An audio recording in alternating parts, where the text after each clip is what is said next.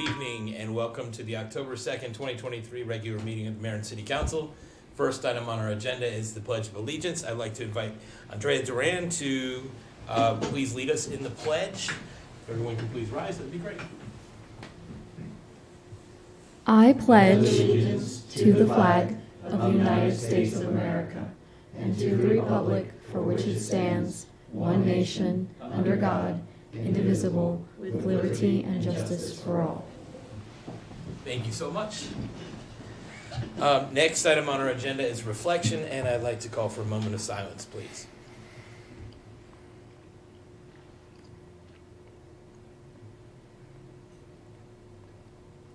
Thank you all very much. Tonight, next is our approval of minutes, and tonight we have 3 sets of minutes before us to approve. The first being the minutes from the regular session on Tuesday, September 5th. What is the pleasure of the council? Move approval, Mr. Mayor. Second. All those in favor, please say aye. Aye. Any opposed, say nay. Okay, that carries 3-0. Next, we have the minutes from the work session on Monday, September 11th. What is the pleasure of the council? Move approval. Second. Okay, all those in favor, please say aye. Aye. Any opposed, please say nay. Okay, that carries 3-0. And next, we have the minutes from Monday, September 18th. What is the pleasure of the council? Move approval. Second. Okay, all those in favor, please say aye. Aye. Any opposed, say nay. Carries 3-0. No presentations tonight. Tonight we're going to right into public comments. This is the time the mayor and council would like to hear from anybody who'd like to speak on any topic. We don't raise your hand if you came here to testify tonight. Okay, not seeing any. We have a relatively small crowd. Let me just check our Zoom audience and see if there's anyone who wishes to testify. If you're on Zoom and you wish to testify, use the raise hand button, please. Not seeing any takers. We will move on, and I'll just remind everyone if you change your mind and want to send in testimony later, you can send it in writing to cityhall@gaithersburgmd.gov. So next, we are rolling through this agenda. And actually, I had Neil as my first from the mayor and council, and Neil is not with us at the moment. So we're going to go with Rob. We're from the mayor and city council, and we'll go with Rob Wu. Thanks, Mayor. We'll see how efficient we can be. I'm just going to read the announcement. Gaithersburg residents will cast their ballots for 3 city council members on Tuesday, November 7th, 2023. There is no registration deadline, as the city is offering same-day voter registration for the 2023 election. To confirm registration, please contact the Montgomery County Board of Elections at 240-777-VOTE. For complete election information, go to www.gaithersburgmd.gov/elections or contact Elections Clerk Lauren Klingler at 240-805-1087 or email cityelections@gaithersburgmd.gov. Pass the baton. Okay, excellent. I'll come to you last, Neil, since you just walked in, give you a chance to log in. We'll go to Jim McNulty. Thank you, Mr. Mayor. I had the opportunity to attend the Wells Robertson House Recovery Picnic and Graduation on Saturday. It was a beautiful day to be at the Park Pavilion at Bora Park. This year's theme was Join the Voices for Recovery, Together We Are Stronger, as part of the Go Purple movement across the country. To bring awareness and education to the growing opioid epidemic. Unfortunately, I wasn't able to stay for the entire event, but I was really glad to be able to be there. Congratulations to the entire team at the Wells Robertson House, particularly Jimmy Fraser Bay, and the entire team over there. I want to, Councilmember Henderson and I were there and had an opportunity to talk to several of the residents, including this one gentleman, Jose, who speaks 3 languages. He's learning Spanish and English. He actually speaks Portuguese, and I'll tell you, his English is much better than my Spanish, I will tell you that. But just was telling us a bit of his story, and Council Vice President Henderson and I were just looking at each other and couldn't thank him enough for sharing his story with us. And I'm really proud to represent a city that has prioritized recovery in such an important way and helping people get back on their feet. So really just congrats to all of the graduates, congrats to all the people who are taking the step one day at a time to recover and to put their lives back together. And I remain committed, along with my colleagues, I'm sure, to help support them in any way that we can. Speaking of wellness, I was also able to attend the Employee Wellness Day on Friday the 22nd. Was able to get my flu shot. As an asthmatic, it's always been important for me to not get the flu. So just a reminder that COVID is not the only thing that's out there that can cause hospitalization and death. So it's really important to get that flu shot every year if you can. Finally, I was able to dial into the Old Town Advisory Committee meeting. It was the first time the committee had met in a while. It was good to see everybody. We actually had a new interested member there, and hopefully we'll be appointing her to the committee shortly. Tom and Sharon were providing an update to the committee on a number of the economic development updates in the city, ongoing projects in Old Town specifically, some great questions from the committee. As many of you may know, I used to chair that committee, so it was good to see some friends and excited to see what's going on around Old Town. Some big projects. Obviously, there's interest in Lake Forest. There's interest in the Wawa, which is really starting to look like a Wawa, which is very exciting. So really looking forward to having that open up as well. And then there's some questions about some ongoing and lingering projects that the staff was able to provide updates on. So, and I will leave it at that, Mr. Mayor. Okay, thank you. We'll go to Lisa. Thank you, Mr. Mayor.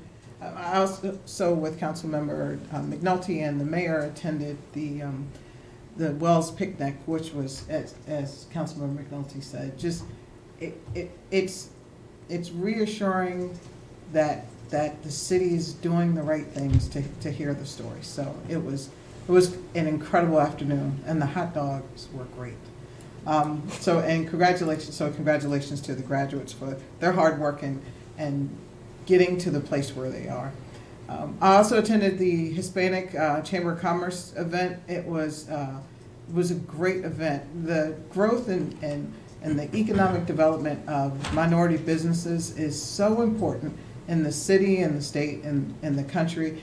And there was a large turnout there, so of business owners and of just folks who support the Chamber of Commerce. So I was happy to attend that event and to see the growth that goes on in terms of the businesses who are in Gaithersburg and also those who want to come to Gaithersburg. So it was a great night. Thank you. Thank you. We'll go to Neil. All right, first of all, sorry I walked in a little late today. I could not find my regular glasses. These are a backup pair. If anyone out there knows where my glasses are, please call in and let me know. They're on top of your head. No, they're somewhere in my house, I think. But anyway. So first let me read an announcement. Notice to the general public is hereby given that the mayor and city council plan to conduct a Council in the Communities meeting on Wednesday, October 11th at 7 p.m. at Gaithersburg High School, 101 Education Boulevard. The meeting is being held for residents surrounding Maryland 355, southwest of Father Cuddy Bridge, including neighborhoods Brighton East, Browns Addition, Deer Park Place, DeSelum Avenue, Foxwood, Gateway Commons, Observatory Heights, Rosemont, Summit Hall Reserve, and Water Street, condominiums Brighton East 1, 2, and 3, Cedar Village, Fireside, Lilac Gardens, and apartments Amber Commons, Chelsea Park, Diamond Acres, Diamond House, Rosedale, and Summit Hall. Please contact Neighborhood Services Division Chief Kevin Roman at kevin.roman@gaithersburgmd.gov or call 240-805-1042 for more information or if accessibility accommodations are needed. Good chance to really hear from the various departments as what they do, ask questions. and get some snacks while you're at it. That's the good part. So I'm not going to speak much longer.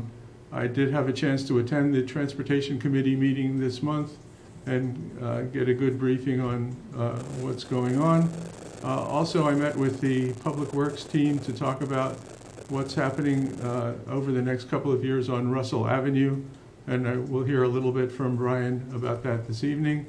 But I'm looking forward to that, and I've communicated to some of the neighbors that they should expect to hear from Public Works and get together for a listening session so that Public Works understands whatever the needs are of the community.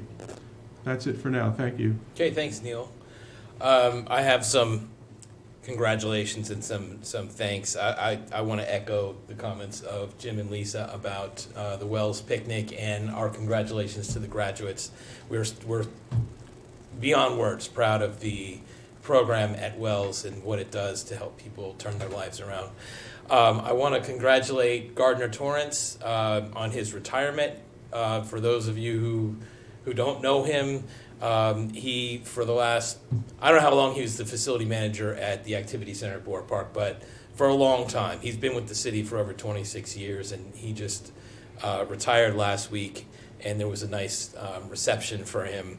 But just, one of the good guys who I think Borough Park, the Activity Center at Borough Park, is probably the facility that is most associated by the public with the city of Gaithersburg.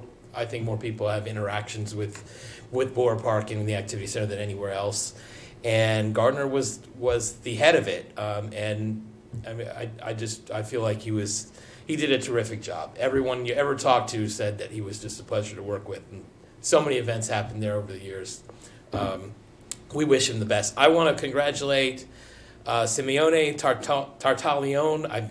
I'm probably butchering that last name, but he's for those who don't know him, he conducts the orchestra at Catholic University, and he lives in Kentlands with his wife, who's a world famous violinist. And every year they put on this show called Musica Viva. They raise the money. This is not a city event. They raise the money. They get a big stage. They get an orchestra full of professional musicians and lights and sound system, and they put it on in the park area behind the Kentlands Clubhouse. And a ton of, it's gotten so big. This is the 6th year that they did it on Saturday, and they had this beautiful program. It was a beautiful night, obviously. The weather cooperated. It's a beautiful program of Mendelssohn and Barbara Seville and the entertainer, Scott Joplin, the entertainer. It was a wonderful program, and just made people so happy. And it makes me really proud to be the mayor of a community where something like that can happen, where we have that kind of talent and that kind of community spirit where people will just put that on. And I sent him a note this morning, and he says he wants to try to do this in other parts of the city too. So I'll follow up with him and see if he wants to do one out here at the City Hall Pavilion, which would make sense to me. I want to thank Chief Sroka, for those of you who noticed that he's not Tanisha Briley.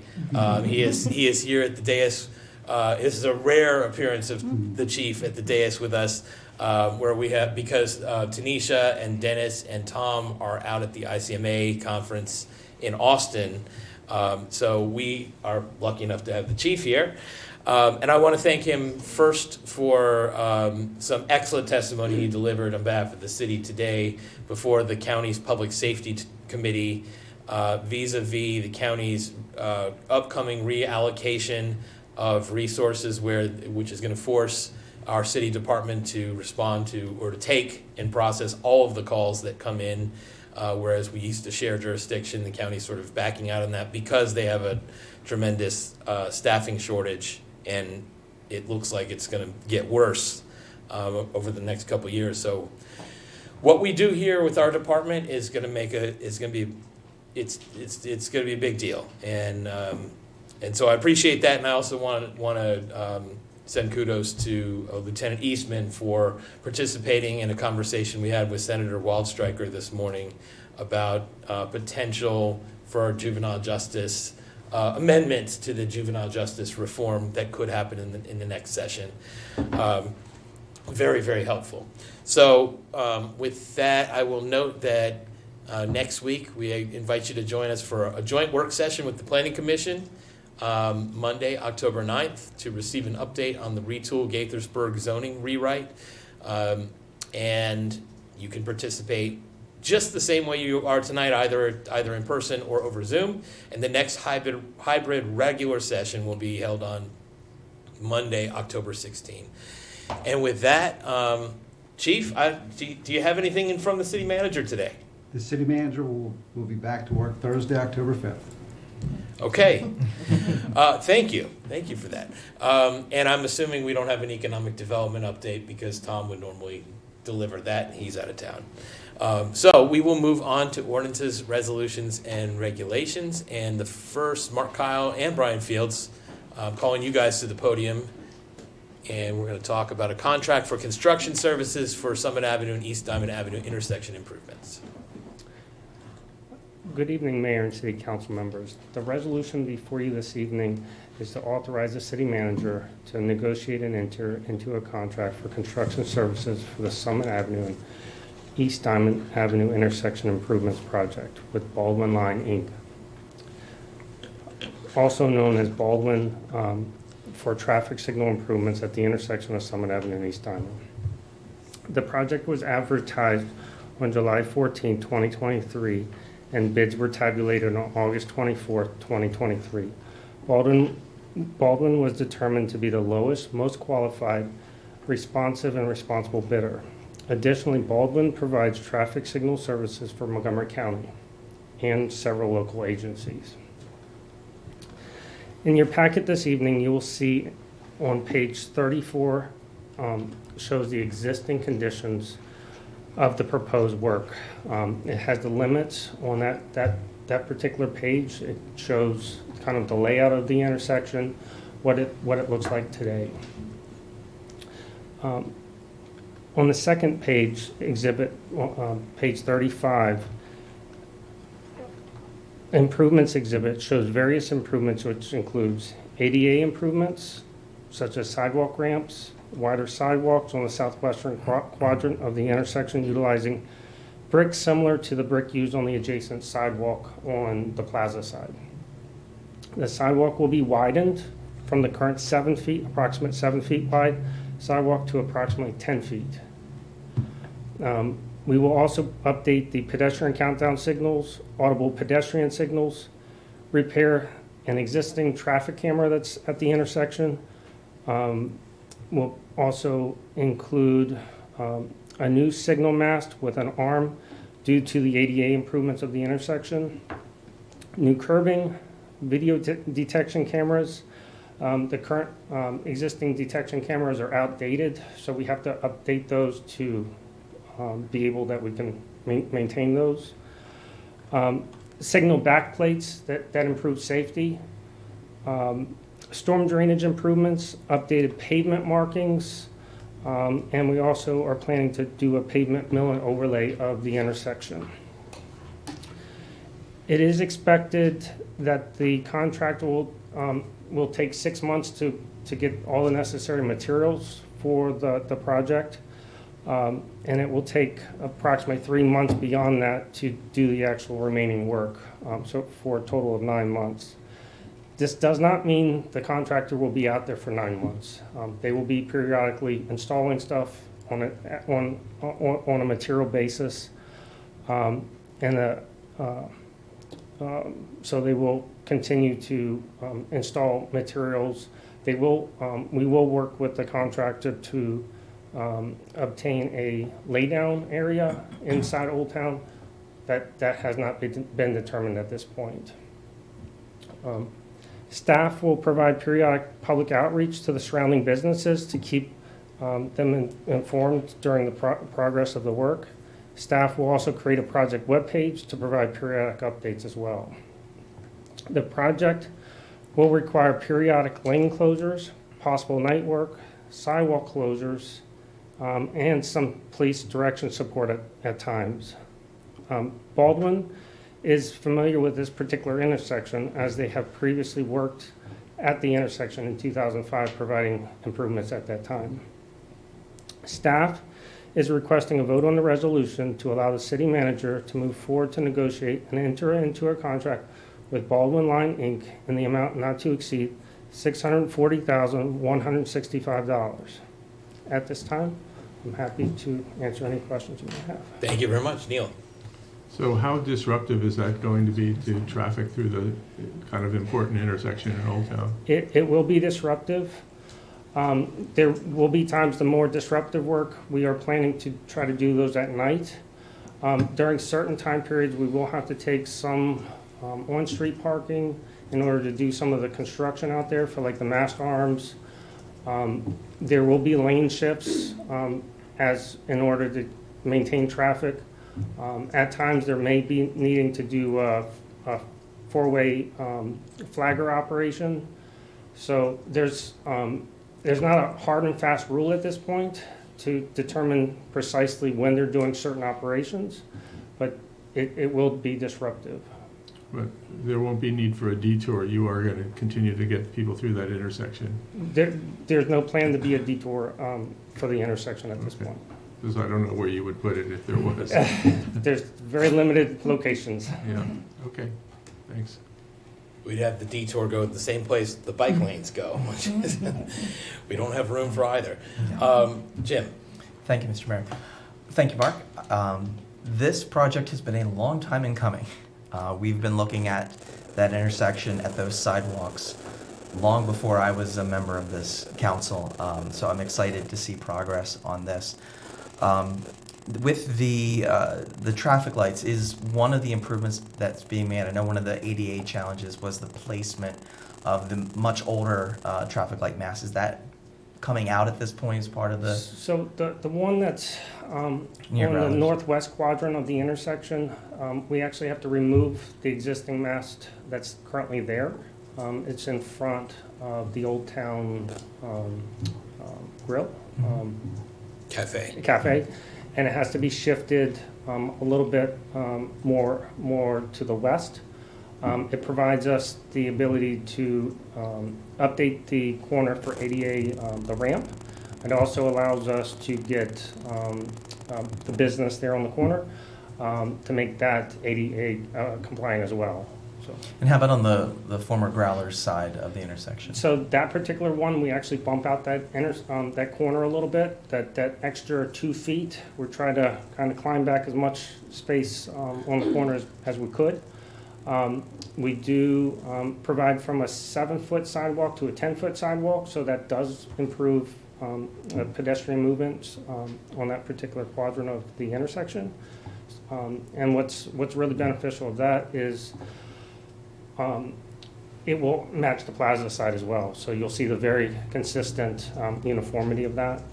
So. Very good. You mentioned a term I didn't know, so my apologies for my ignorance, a laydown area? So as part of the project, we will need to secure and we'll have to provide an area to the contractor. We're still trying to determine the appropriate spot for that. It will be an area that the city owns. But that's to be determined at this point. There's something that we would be working. Like the Fishman site? I think it's for construction staging, stockpiling Sure. materials, perhaps a small trailer, things like that. Understood. They can lay down their stuff. There you go. That makes sense now. And then I know, and this I guess is maybe for Brian, I know that we have talked about the potential as far as the traffic study of that entire area. Is there any plans at this point to involve Old Town Avenue and that intersection in this? Are the changes that we're making with the signalization, will that support making, involving Old Town Avenue in the future? Yes, I would view that as a second phase of this project. There's nothing we're doing here that would need to be undone.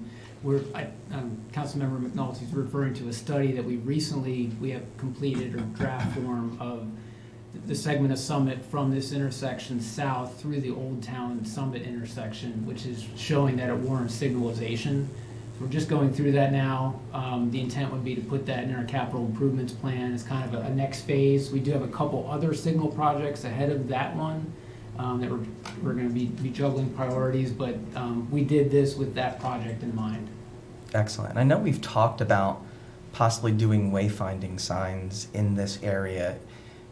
Is there an opportunity for that at this point? Will there be space to be able to do this in the future if it's not part of it?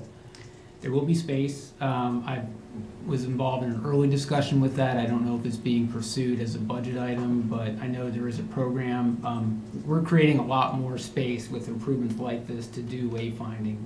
That's about the extent I know of it, though. Okay, very good. Thank you. Thank you, Mayor. Lisa? Thank you, Mr. Mayor. Mark, thank you for the presentation. A question about the don't walk sign. I'm sure there's a way more official. Pedestrian countdown signals? Thank you. There was a better term for it. At the corner of South Summit and East Diamond, that sits really far back. Will that be changed as part of this? So every corner will actually get a pedestrian push button. The locations of the pedestrian countdown signals will also get updated as part of this. Okay. One of the opportunities we were able to do on the actually northeast quadrant was able to push that particular countdown signal back a little bit. We're trying to actually get more room as much as we can for ADA. So we've really taken the extra effort to try to get as much room as we possibly could. We've actually done some storm drainage improvements as part of the plan so that we can actually get that space that we need. So, Okay, thank you, because it's kind of in an awkward place now. the intersection is unique by itself. Okay. Okay, Rob? Thanks, Mayor. Thanks, Mark, for the presentation. A few questions, and this is probably the first time I've ever asked this question in my 8 years, is given the scope of the work that is contemplated or described, how confident are we that the work is going to be able to be performed in that $640,000 budget? So we have pretty good confidence in there for the dollar amount. There are possibilities, unknowns with any construction. Given the area that we are working on, we did a subsurface utility investigation with the engineers that we worked with. And then we also performed what's called test pits. We actually located some of those utilities as well. It does not mean we can't determine everything, but there is always that possibility of the unknown. Yeah, I understood the unknowns, but I'm even talking about the scope of work that's described. I'm like, this actually seems like a low bid for that amount of work. We believe that it's a fair value for the work. We did have a second bidder for that. The particular bidder was determined to increase one of the particular bid items, which was very high. So, but we believe that Baldwin, since they've worked with Montgomery County all the time, they've done this day in and day out. We fear that we've gotten very good benefit and value for the money at this point. So. Okay. And two questions on what appears to be the restriping. One is, it looks to me like you're pushing back the striping on some of the movements. Are you going to be maintaining the allowability to make rights on red, or are those now going to be blocked? So actually at the intersection right now, they are no turn on reds. Okay. By pushing back those, we actually provide additional safety at the intersection and allow some of the movements to occur. In particular, we want to try to get some of the movements off the tracks and clear the tracks, CSX tracks. And by pushing back those stop bars, we provide that extra maneuverability in the intersection. Okay. And then the second question is coming off the tracks, up Summit, it looks like you're truncating the left turn queue. Do we have confidence that that's not going to back up traffic onto the tracks? The storage bay for the left turn movement should be the same length that it exists today. What we are doing is narrowing the lanes. Okay. We are shifting the lanes a little bit. that gives us the extra room for the wider sidewalk, so. Okay, I mean, I took the thick red line to mean you're moving the white line back towards the tracks on the left turn lane. Yes, we are shifting it just a little bit farther back. That's primarily for the turn movements. Okay. What's been evaluated is, what's been visually seen at the intersection is the movements kind of stop vehicles from making the movement, and they kind of get hung up on the corner. So that's also the reason why the stop bar has been shifted Okay. back. You know, I'm just concerned, and I have no insight into traffic data there about, you know, obviously only certain number of cars can come across on a red light before they back up onto the tracks. Just want to make sure that by moving the movement back, we're not, we've done the analysis to make sure that that won't occur. Yeah, the consultant that we hired, Street Traffic Studies, they took a look at the intersection. They actually provided that recommendation. And in addition, for the turn movements, they evaluated that, so. And actually, can I just add one more thing, Go Mr. ahead. Mayor? And just to, this may allay some of Rob's fears. I know currently the light lingers for that northbound traffic. Is the plan to still to allow those queues to clear? Is that still the plan? Correct. Okay. That would not change. The traffic signal is what you call preempt signal. It pretty much, whenever a train comes through, it wants to clear the traffic across the tracks, so that basically gives more green time northbound to give that queuing to dissipate, so. Great. Thank you. Okay, would someone like to move the resolution? So moved. Second? All those in favor, please say aye. Aye. Carries 4-0. Thank you very much. Thank you. Okay, next, Brian, it's you, Brian. Yes, this next item is requesting approval of a resolution authorize the city manager to amend the existing contract with Only Masonry Corporation for city roadway resurfacing, curb and sidewalk repair and replacement, and related construction improvements to increase their annual not-to-exceed contract amount from its current $1.815 million to approximately $2.6 million. So right now, we're in the third and final year of our contract with Only Masonry. Again, the current max is $1.815 million. Our total combined FY24 budget for construction services that they are eligible to perform is $2.6 million. This work includes the city's annual surface improvement as well as our annual sidewalk repair program. So what this amendment would do, it would not increase any FY24 budgeted line items, but what it does do is provide the option, not an obligation, to award up to the full FY24 budgeted amounts to Only Masonry, up to that $2.6 million budgeted amount.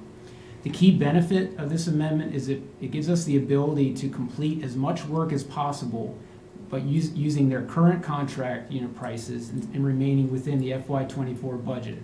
We expect these unit prices to increase when we rebid the project next year. So what we're trying to do is maximize the amount of work we can do under the current contract, and we have many needs out there for street resurfacing as well as sidewalk repairs.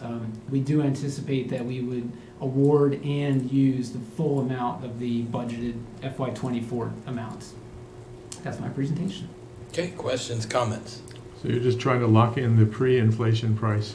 Correct. That makes for sense. this- Get the work done. All right, can't argue with that. Would someone like to move the resolution? So moved. Second. All those in favor, please say aye. Aye. Any opposed, say nay. Carries 4-0. Thank you for that one. And Brian, it's you again. Yes, give me one moment.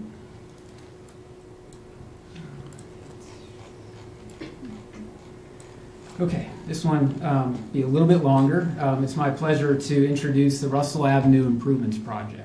I'll be covering it kind of three general areas. The first is an overall project overview. That'll be the majority of my presentation.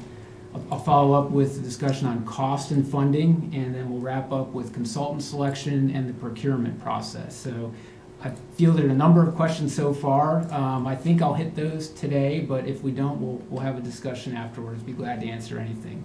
So the project scope, Russell Avenue project consists of streetscaping and multimodal improvements for a 1.25 mile segment of Russell Avenue from East Diamond Avenue to Montgomery Village Avenue, as you see on the map here. The purpose is to convert an auto-centric road into a complete shared-use facility that improves safety, operation, and aesthetics for this important link between Old Town and the Lake Forest redevelopment area. There's two main segments of the Russell Avenue project. Segment 1 is the blue segment here, runs from East Diamond to Odendahl Avenue. That's about 0.8 of a mile. This segment is more residential in nature. It's 2 travel lanes, it has sidewalks that are substandard, located in some cases right up against the curb on both sides. In this area, generally, the improvements would include the installation of a shared use path, likely on the west side, narrowing of the travel lanes, shifting the curb on one side, improved pedestrian crossings, landscaping, and additional traffic calming facilities that we'll get into when we get into design.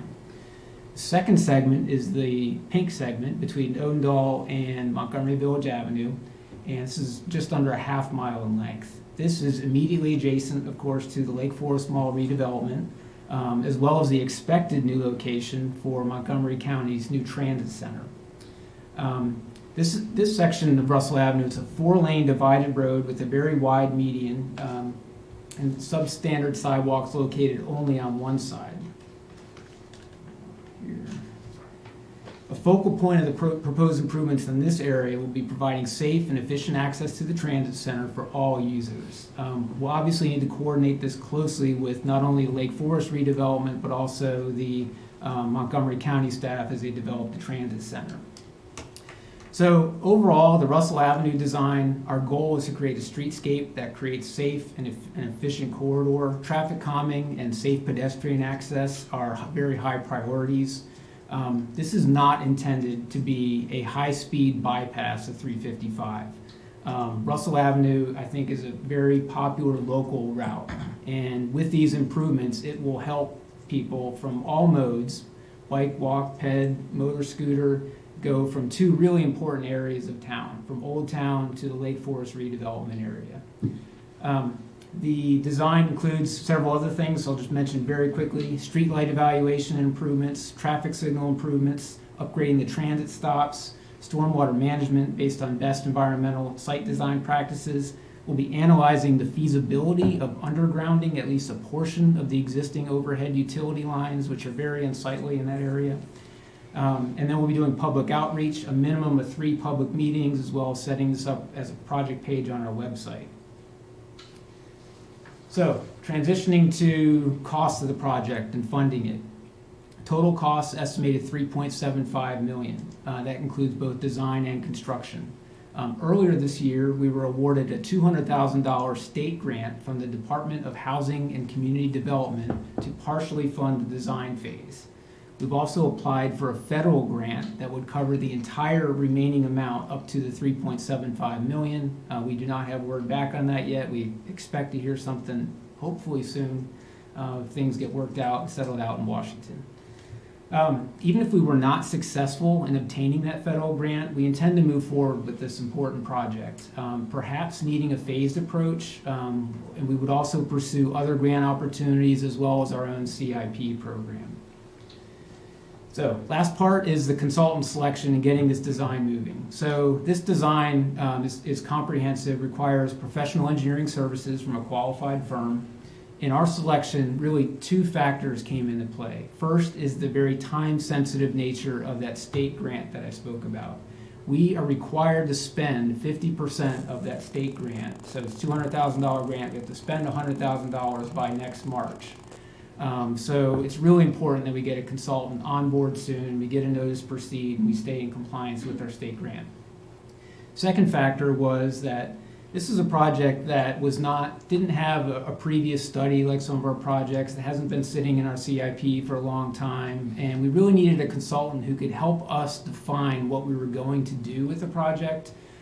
So we needed to select a consultant based on their qualifications, their availability, and then work with that firm to define the scope and fee. So, given these circumstances, we worked with our procurement manager to determine a selection process that would provide the best value to the city, stay in our timeline, and not require any kind of waiver from our procurement rules. So backing up a little bit, if you remember last year, we did an RFP for on-call engineering services. We had 18 submittals. We ended up signing up 7 firms who are currently under contract, and it's working out very well. Those contracts have a cap of $200,000 per year that we can award. So this project is much more than that. It's not eligible. However, since the scope of these engineering services were very similar to those on-call services, in consultation with our procurement manager, it was determined that we could select a consultant for this job using those proposals to go by. So the engineering staff reviewed those proposals. We selected Whitney, Bailey, Cox, and Magnani, the WBCM, as being the best fit for the project. Our discussions confirmed they had the expertise and the availability to perform this job. So we worked closely with them to develop the detailed scope and fee that's in your agenda packet. It took 4 rounds of review and back and forth and negotiation to get where we felt like it was in a good place and providing good value for the city. And the hourly rates that are used in there match what is in their current competitively negotiated on-call engineering services contract. So based on our evaluation, it's recommended that the new contract, it's a standalone contract just for this project, be awarded to WBCM in the not-to-exceed amount of $667,914.51. If approved, design work would start later this month with completion by the end of next year. If construction's fully funded, we would go to construction in 2025, finishing up in 2026. So, as a lot of information in a short period of time, I'd be happy to take any questions. Thank you, Brian. I will just note that, I don't know, a month or 2 ago, I got a call from Congressman Trone about the grant, saying it was unlikely we were going to end up getting everything we asked for, but we would get something. That was his prediction on it. So just putting that out there. Neil? So you mentioned a price of $3.2 million for the project. Is that included? 3.7. Yes, 3.75. Is the design plus 600,000 for this construction. included in that number? Yes. Okay. Okay, that's good. So, yeah, in hearing from the residents along Russell Avenue, they've been complaining about cut-through traffic. So this seems to address the need for reducing the attractiveness of Russell as a cut-through route for high-speed people trying to get around 355. So seems like the right idea. And I like the idea of the shared use path along this as well. I mean, we need more of those in the city. Jim? Thank you, Mr. Mayor. I agree. I think that anything that we can do to connect our hubs is a really important thing. To be able to have a shared use path and be able to have micromobility and pedestrian access and bike access between the new Lake Forest and Old Town, I think is going to be really important for both of them. I've ridden my bike down that hill and up that hill, and there's definitely people that like to come flying down that road. I've definitely heard from folks in Old Town as well who have been asking for improvements to that area. I mean, and it's such a beautiful section of our city, and I love the potential of being able to underground some of the utilities over there. I would love to see that happen in more places in Old Town as well, if we can get some more funding for that. Thank you for answering the question about the rate card. That was one of my biggest questions, is understanding that we had basically put out a call for bids with similar requirements and not wanting to spend additional money for basically what you come back and get a duplicate cert. With that being said, was when you decided to approach WBCM, was it you said it was based on basically the hourlies, the rates for each of the different things that you knew you were going to need? Is there any drift, scope drift of, had we approached more than one contractor, could they have maybe similar hourlies but done it in less time, et cetera, to bring a lower number? Or are you pretty confident with what think we had a number we felt like we were going to hold, and that we felt like was fair for this work, and we were gonna drive the firm to meet our number. And we did that with WBCM. I think we would have been successful with other firms. I don't know if they would have started out much lower. We're seeing very high fees in engineering, just like we're seeing high bids for traffic signal projects. It's something we have to deal with right now. Our budget for design was $800,000. Now, we're under that, but that's not necessarily, we have other things that may need to be done, so that's not buffer that's available. I think we felt like it needed to be under 700 on a $3.75 million job in total. That is an industry standard total fee for the work that's being done here, so we felt comfortable that nobody else would come in a lot lower. Understood. Okay, thank you. So what would, so obviously this is a portion of the total project. As far as next steps and bidding out future pieces of that, what would the process be for that? Well, the only real, hopefully, next bid would be the request for construction bids, which would go out for low bid, very similar to the signal we just heard about. So that's, we would bring this project back to you for concept review at about 30% and for an update, and then we'll bring it back to you near final with showing how we responded to your comments, maybe again if we need to. And then it would go out to bid, and we would bring it back to you to award it, hopefully for, at or under the budgeted amount. Great, thank you. Thank you, Mayor. Rob? Lisa was getting ready. Why don't we go to her first? Okay, fine. Lisa? Thanks, Brian. Thank you for explaining WBCM and the on-call services and how that works out, that they are selected today from procurement, and for explaining that to us today, because I didn't understand it when I read it, so thank you. Also, just as a matter of math, the $200,000 grant money is already applied, or will be applied to the $667,000 and change. So the output from the city is 468. Thank you. Yeah, and in fact, Okay. I'm glad you brought that up, because I mentioned we're going to bring back concept plan to take it through all the data collection and planning, all the studies, gets just under half of the design amount, and that's the 200,000 is applied to the very first dollar spent, and we go up. So when we bring it back to you, we'll be about halfway finished with the dollars. We'll have that $200,000 grant hopefully spent, and we can take a look at it at that time if you want to change course on it. We won't be that far into it financially where they're just past the point of no return. So we'll have a checkpoint for both design and construction at that concept plan. Thank you. Okay, Rob? Thank you, Mr. Mayor. And thank you, Brian. This entire project makes sense to me.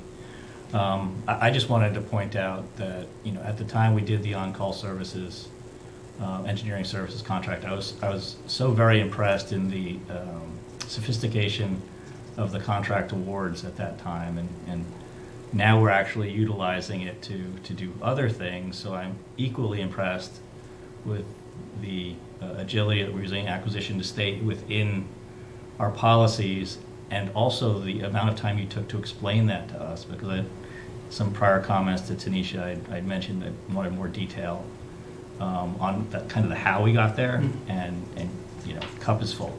So, but I do hope that by you releasing the $800,000 budget item, we don't see $130,000 in change order requests. It's not our intent. Intent would be to use that when we get into design services if you identify something at concept of, hey, can we add this to the project, we have that opportunity to make that decision.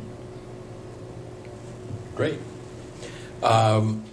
Would someone like to move the resolution? So moved. Second. Okay, all those in favor, please say aye. Aye. Any opposed, say nay. Carries 4-0. Thank you very much. Thank you, Brian. Next, we have policy discussion, and I'm going to invite Frank Johnson up to the podium or the table, whichever he would prefer.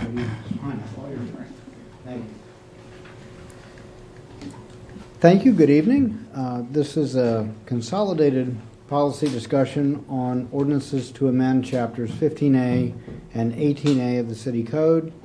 The intent is to essentially add cannabis to the tobacco restrictions that are now in place under both chapters, and also ensure that exceptions that would allow smoking in designated areas also do not apply to cannabis. That is consistent with Maryland laws is in place now, but the thinking is this reflects a desire to have consistent city ordinances, and also if state law changes, to have the restrictions on public use and not applying these exceptions to that are to cannabis that already now apply to smoking. These ordinances were introduced on July 17th, 2023, and a public hearing was scheduled and held on September 5th, 2023. The public record remained open until September 15th, and there were no public comments to report. The specific proposals here do address a concern that was raised by a couple of you at the public hearing regarding the wording of the part where the exceptions don't apply to cannabis. We wanted to deal with the double negative, so it was essentially in both section 15A8 and 18A3. Essentially, we use the word only to say these exceptions only apply to the use of tobacco, and then at the end added a new line saying these exceptions do not apply to cannabis products. Adds not only to the clarity, but I would say readability as well. And I'm happy to answer any questions. Thank you, Frank. Appreciate the wordsmithing. I'm sure. And to me, this is kind of just housekeeping. Mm-hmm. We're really just adapting our existing ordinance to match the new legislative reality that cannabis is essentially legal in many cases, and so, this wouldn't be, if I were voting on this, I look over at Councilmember Wu, who always reminds me that I don't have a vote. If I were voting on this would be an easy vote to support these amendments. So who would like to, this policy discussion, who would like to discuss your policy making tonight? I mean, there's not much policy here Right. considering it came from the state. Appreciate all your work on this, Frank. Thank you. It makes sense to me. The one thing I'm waiting for is I remember when we banned tobacco use in our parks, somebody posted nobody here, but somebody from the public posted a photo of them smoking a cigar under the sign because they thought, it was funny and they were rebelling. I'm just waiting for somebody to post a picture of them smoking something else under the sign. Let's hope that doesn't happen. Yes. But this is consistent with current state law, Yeah. which does not allow public use. Sure. Yeah. Lisa? May I take advantage of Chief Soroka being at the dais? Sure. And ask the question, thank you, Frank Elster, for the presentation. I haven't seen an increase in, or smelled an increase in use. Have you seen it from police activity since the law's been enacted? We're getting more complaints from residents where they're smelling the odor, where it's coming into their apartments. Okay, So we're seeing an increase in that. okay. Or go walk around Bar Park. But not public use? It has to be there. No, I'm asking the chief. I'm not getting complaints about public use like in the parks. I'm sure it's Okay. happening, I don't dispute that, but I'm mostly getting it from the apartments, especially right across the street here, these apartments here, Okay. pretty All right. regularly. Thank you. Jim? Thank you, Mr. Mayor. I appreciate the wordsmithing as well. The last line of saying the exception does not apply to cannabis products prevented me from sending an email about 10 o'clock last night because I was hyper-fixating on the positioning of the word only. Oh, right. Just because of the way that we had defined smoking previously, I was concerned, but I think adding that at the end clears that up. So I think it's fine. So. Okay. Well, then, would someone like to move the ordinance to amend Chapter 15A? Right, you do need to. So moved. Second? Okay, all those in favor, please say aye. Aye. Any opposed, say nay. Okay, that carries 4-0. And then we have the ordinance to amend Chapter 18A of the City Code. Would someone like to move approval? Move approval. Second. Okay, all those in favor, please say aye. Aye. Any opposed, say nay. Okay, that carries 4-0. Frank, thank you very much for all your work on this. Thank you. Thank you. It was substantial. From the city attorney, No report this evening. okay?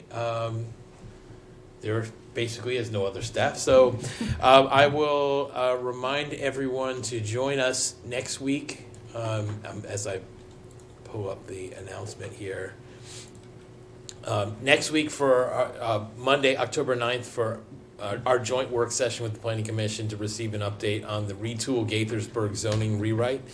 And again, the next hybrid regular meeting of the council will be held on Monday, October 16th. And then Sunday, October 8th is Oktoberfest in Kentlands. It is a fantastic event. We hope that you will join us. Until next time, let's do great things, Gaithersburg. We are adjourned.